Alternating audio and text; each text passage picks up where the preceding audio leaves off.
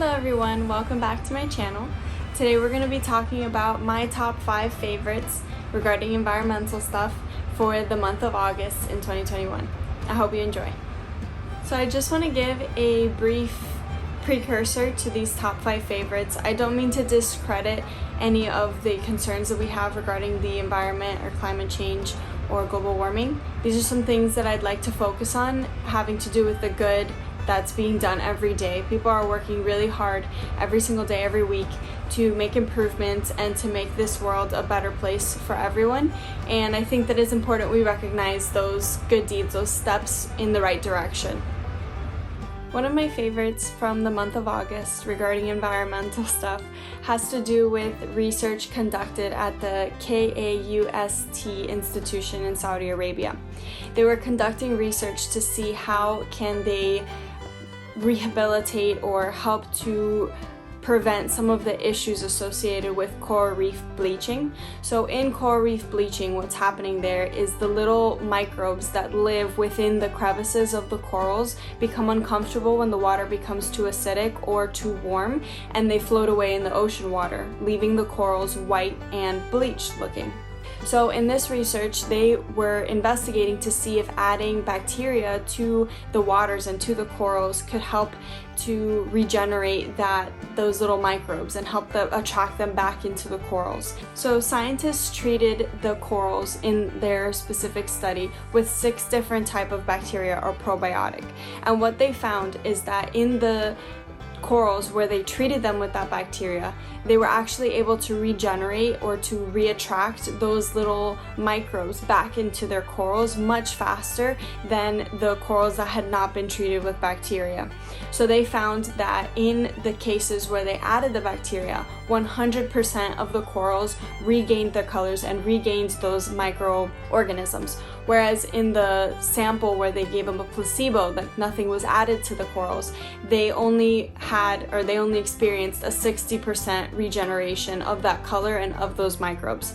So this has a wonderful implication because these kind of bacteria could be added to coral reefs and help them to regenerate once the ocean becomes a little bit less hot. So for example, that would be in seasons where the ocean is very warm, they would experience that loss of the little microbes and color. However, by applying that bacteria, we could reattract those little microbes and we can get those corals back into color and back into healthy state during the seasons where it's less hot. So we will be seeing those cycles of regeneration as opposed to the little microbes leaving and never coming back and then those corals dying because they're not receiving. It's a symbiotic relationship between the corals and the little zooxanthellae, the little microbes.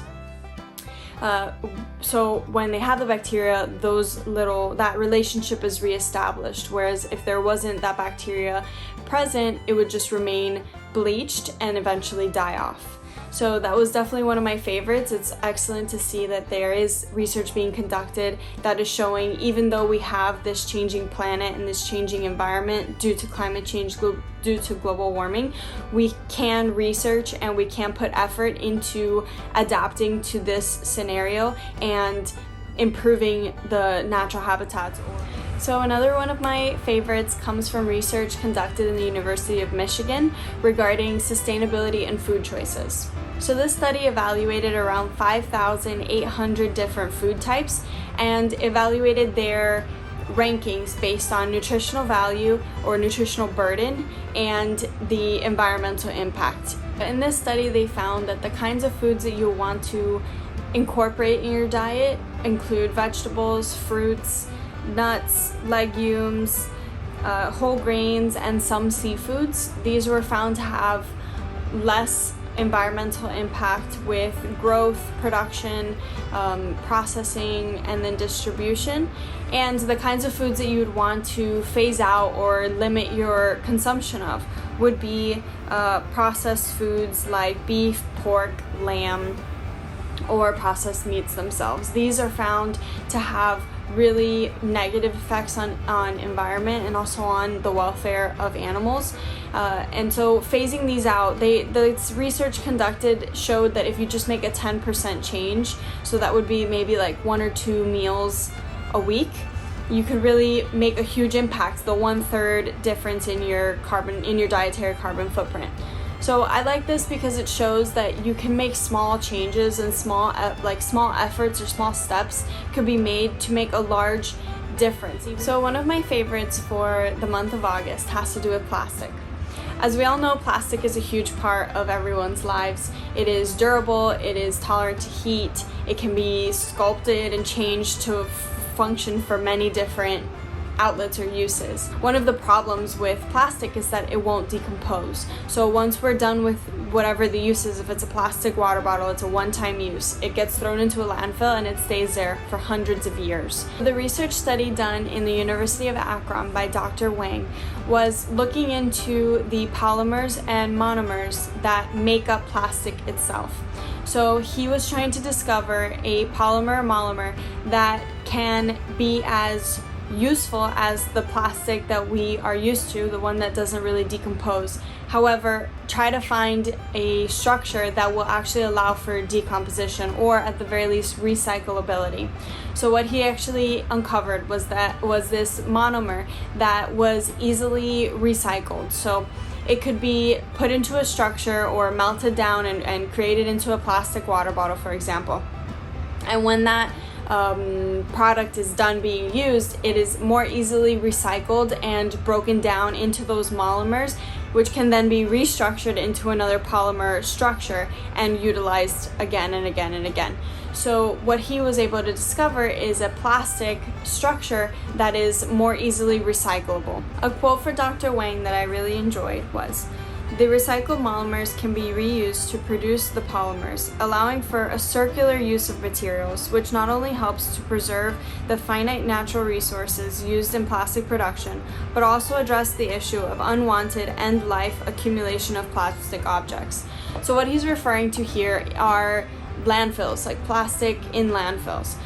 And with this circular model, there is no outputs, there is no landfill. Everything is reused, everything has a purpose and a function and can be utilized in new ways throughout time and throughout history. So it's kind of like a closed loop analysis where nothing is just being output, nothing is being added to a pile or to trash. Everything has a purpose, everything can be reused.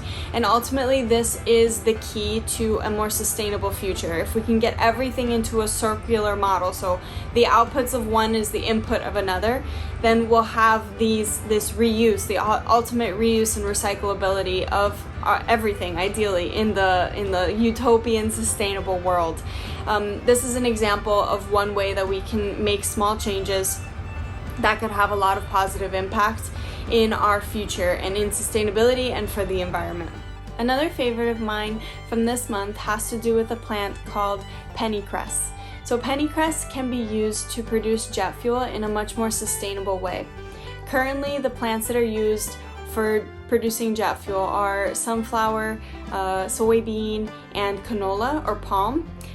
These are notorious for being bad for the environment since they are crops that are so overused. The land where they're farmed becomes desolate, devoid of nutrients, and overall not good for the environment. So with this pennycress, it is a crop that can be used or produced during the off season. So for example, in the off season of corn production, the pennycress can be planted among the corn crops and grow and then be harvested during the off season, which is winter for corn. So this is a fantastic alternative for the jet fuel as opposed to palm. The reason why pennycress is one of my favorites for the month of August is because it shows that we can conduct research and discover ways to improve upon our system that exists currently. One of my favorites from the month of August has to do with a $2.2 million grant that was given to Texas A&M to conduct research about insects. So insects could be used and produced more easily than typical feed for agricultural animals, for example. Insects can be used to reinforce our food supply chain. They can be quickly and easily produced or reproduced in laboratory settings and then fed to the agriculture animals in a more sustainable way. This is among one of my favorites because it is facilitating research that can be conducted to help make the agricultural industry, specifically animal agriculture, into a more sustainable operation. So right now the animal agriculture industry contributes to a huge amount of our greenhouse gas emissions or ecological footprint on the environment.